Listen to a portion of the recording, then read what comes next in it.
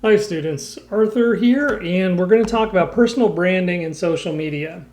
So just so you know, this is not tied to a particular assignment at this point in time. However, it's great information that will help you kind of manage all of the things that we're going to be doing online, and also talking a bit about personal branding as well, which part of it is online and your engagement in social media as well. So these two dovetail quite nicely.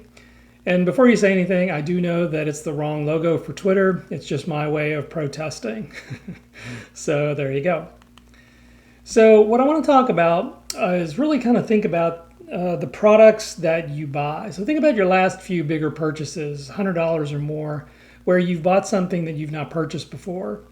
Think about how many times you've actually done that without research. You've bought it without research because it was recommended to you, or you bought it because of the brand and perhaps your familiarity with it from the past, or so that you've had good experience with them in the past.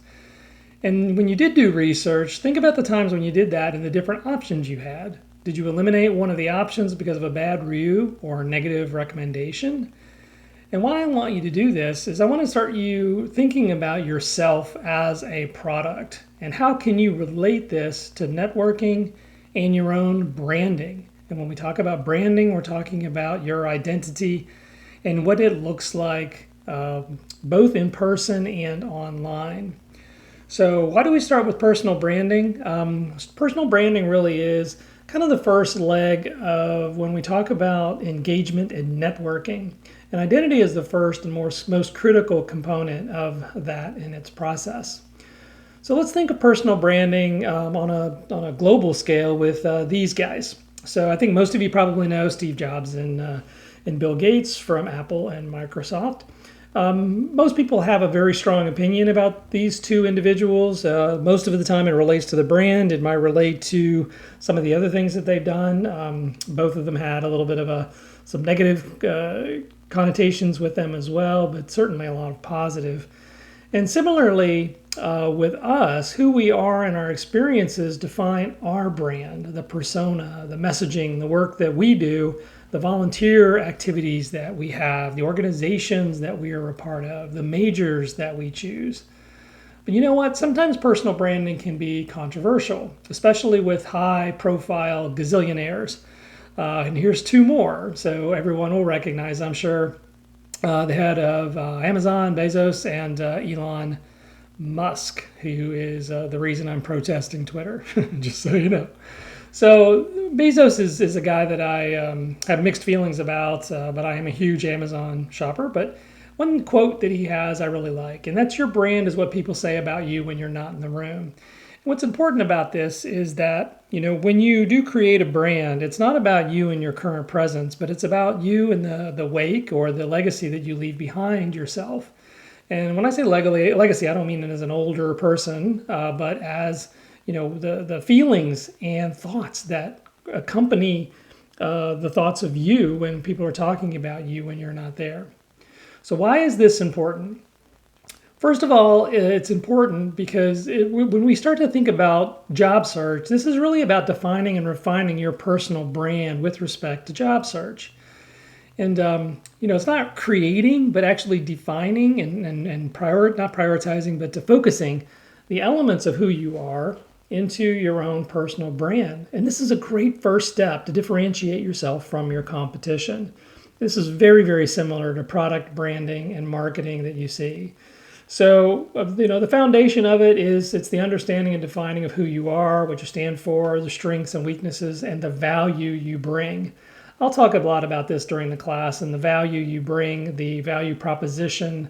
Basically it's, what makes you valuable to a potential organization.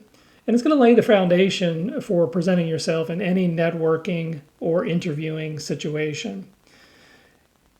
Personal branding is a much about first impressions. And so in networking, you often only have one chance to make an impression, and it's a very, very quick judgment from whoever you are communicating with. But a strong personal brand can ensure that you consistently make a good first impression. The other thing about it needs to have clarity. So before you can communicate your value to others, you need to understand who and what you are. So knowing you helps guide conversations, and it will ensure you connect with the right people for the right opportunities, because networking is a lot of work and it needs to be targeted and focused. The other thing about personal branding is you can't fake it till you make it. That's a popular phrase, and you'll actually see it later on in this course when I share a video by a woman named Amy Cuddy, who talks about body language and presence.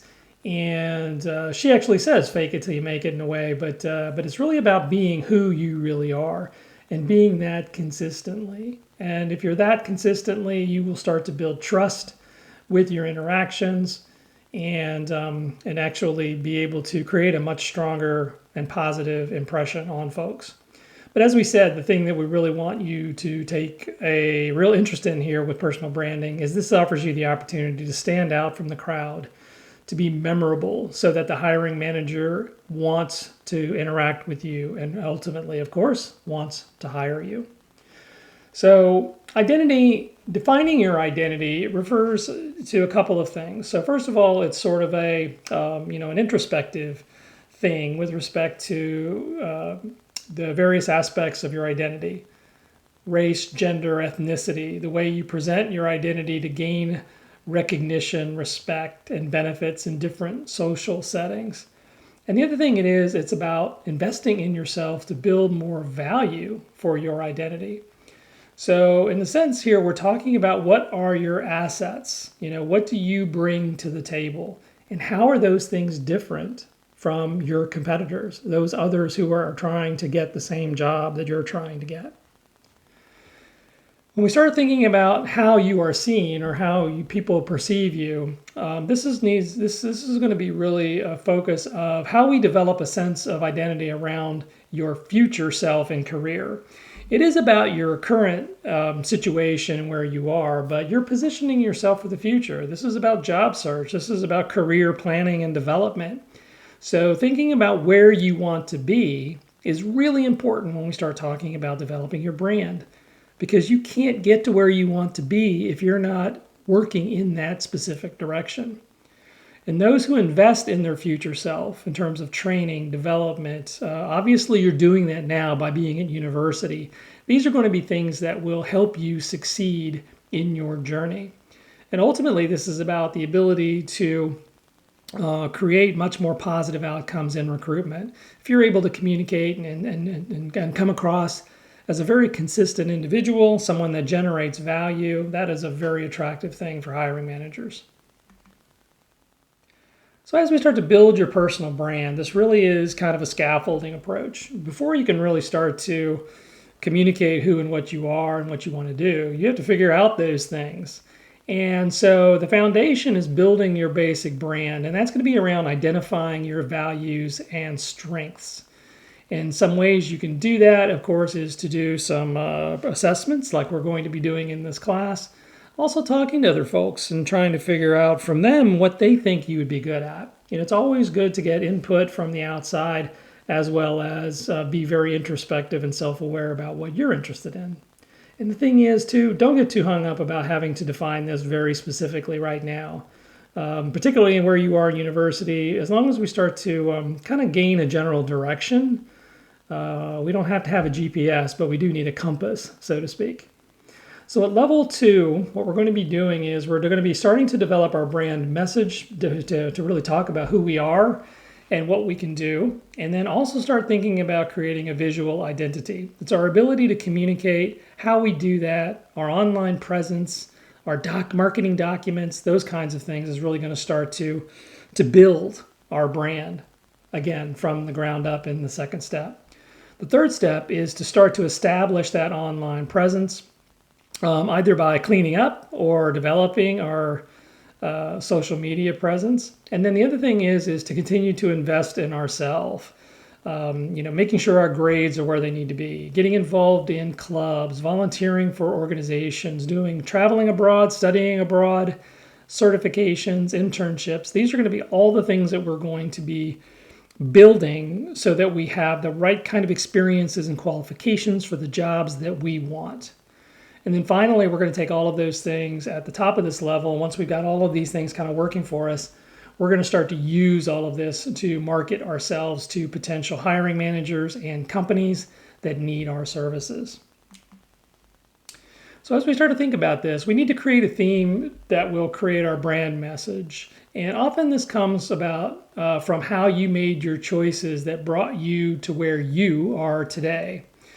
So one of the things we talked about, and I mentioned earlier, is the assessment tools. Pathway U is the one that we use here at UNCW. It's free for students, and it's a very good comprehensive tool that has some benefits as well in terms of helping to identify potential jobs you might be interested in.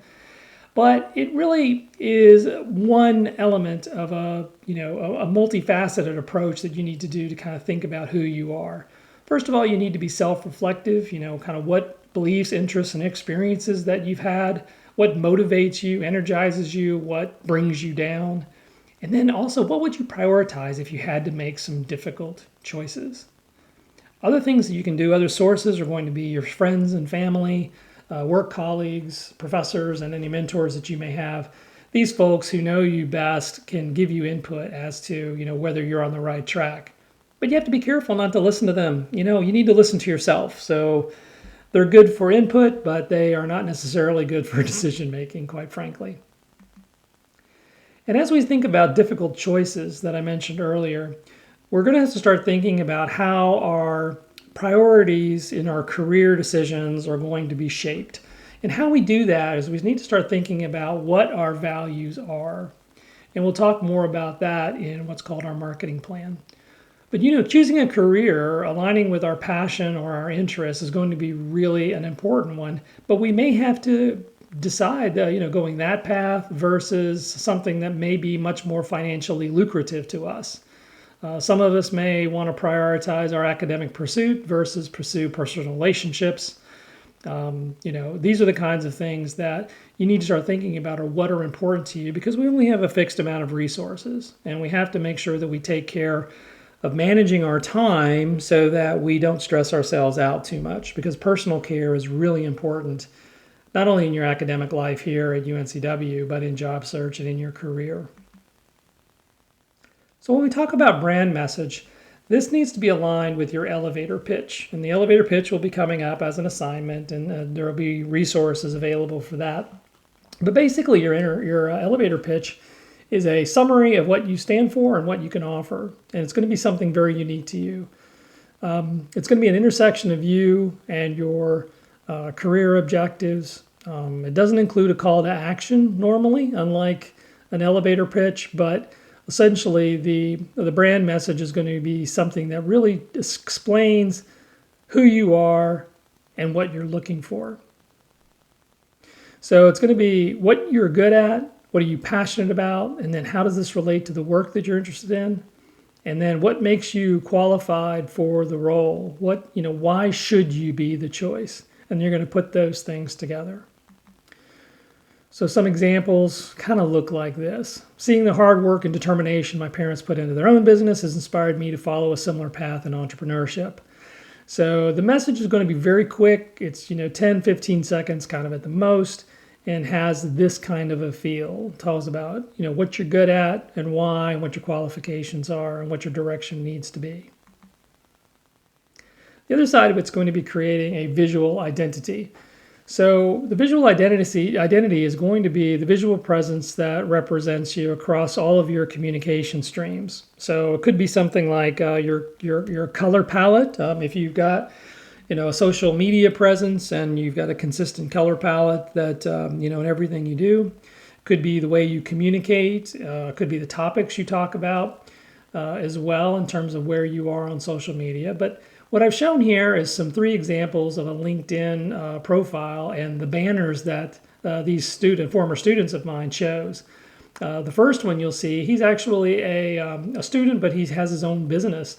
And he's using his LinkedIn profile as sort of a dual purpose. He's using it to market his business, but he's also using it as a landing spot for networking as he starts to develop his professional network and trying to grow his business. The other 2 students are more traditional paths, looking for jobs in industry. And of course, one comes from marketing and one actually in the middle is professional selling. But you can kind of see the branding here and what they're doing. The young lady in the middle, you'll notice her shirt actually is the same kind of light or in the same tone or in the same family of color, of blue that her banner is. And then the young man at the end, he's talking about digital marketing. Both of these are very basic, but they actually speak to the branding. And so when I talk about colors and schemes, I'm talking about this kind of thing, that it's going to be consistent and has a good, consistent appearance in all the things that you do. And how far you go is really totally up to you. You can go crazy on this. Use Canva and create this very exotic one. And quite frankly, I would hope that if you're in sales or marketing or entrepreneurship, you really should take advantage of these kinds of things because marketing you is going to be very important in your career. The other thing is invest in yourself. Get involved, promote your brand, start networking, and doing so in a consistent way. The thing is that if you're not engaged and you're not online and have a strong online presence, how are prospective employers going to find you? That's the key thing. You want to be present, but in a very positive light, of course. And so, post on social media, go across link from a professional standpoint. Of course, LinkedIn is the one of choice, but other platforms can be used as well. Attend events, share accomplishments, join online or university organizations, take leader roles, and take pictures of you, running a meeting, things of that sort. Great opportunities to basically advertise yourself to a community who could be looking for you for a future job. Social media. So social media is a blessing and a curse. I think all of us kind of will think about that in that way. And for you professionally and personally, it can be an asset or a liability. One thing I want to kind of demonstrate to you is that employers do use social media to screen candidates and sometimes to check up on employees. So here's some statistics that comes from an internet research that was done by prweb.com. And in their polls, they basically surveyed recruiters and employers and asked them how they use social media. 92% of employers use social media to recruit candidates, meaning they use it to post jobs. 70% of employers look up potential employees on social media. Not everybody, but when we start getting to the point where we're actually interviewing candidates, do we check up on our prospects? We absolutely do in my company, and most companies do that as well. And then 55% of employers who used the screening tools ended up not hiring someone as a result of the findings. And I have several personal examples of us doing exactly that because somebody had, quite frankly, an offensive post on Facebook, and we ended up eliminating him from consideration because of those posts. So ultimately, you have to be cognizant of this to know that your online presence is available to be seen by anyone, specifically recruiters. So when we talk about this, many people have lost job opportunities or have been fired for social media. So, this is something that you really need to be aware of. And so you ultimately just need to be safe online. And what we mean by that is obviously, most of this I don't think anyone would do. But when we start thinking about politically charged information, particularly in what's going on in today's environment, some of this are certainly no-go areas, whatever however you define it. But there's some areas, with respect to religion and politics, you might be very passionate about that.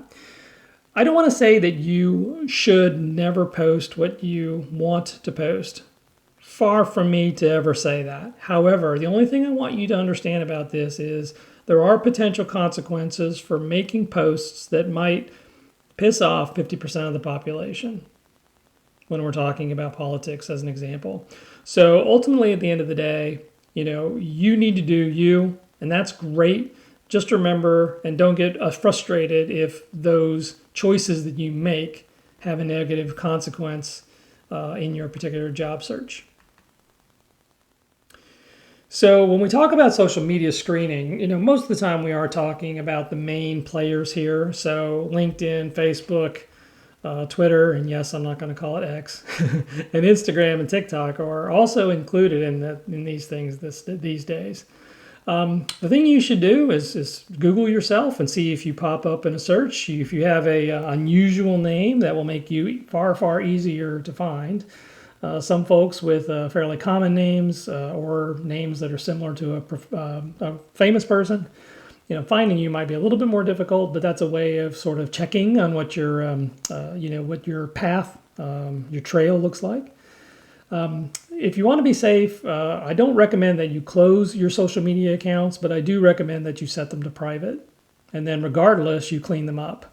One way to clean up your account is to move things that might not be great, like a picture of you at a bar or a picture of you at a party when you're obviously drunk or something.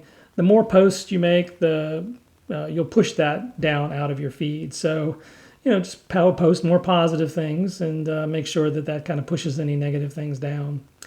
And then, of course, start to use social media to your benefit. Think about proactively act and post positive things about you and what you're doing on the different social media platforms. Also start posting relevant articles and commenting consistently on people in your industry and doing roles with companies that you're interested in. And then you're going to want to, obviously, as we said before, push anything down. This will also have the positive benefit, I should say, of pushing anything negative down in your feed. So there we go. Personal branding and social media. All of this is going to have a major influence on you and your online presence. So just make sure you're doing it the right way. Thank you very much.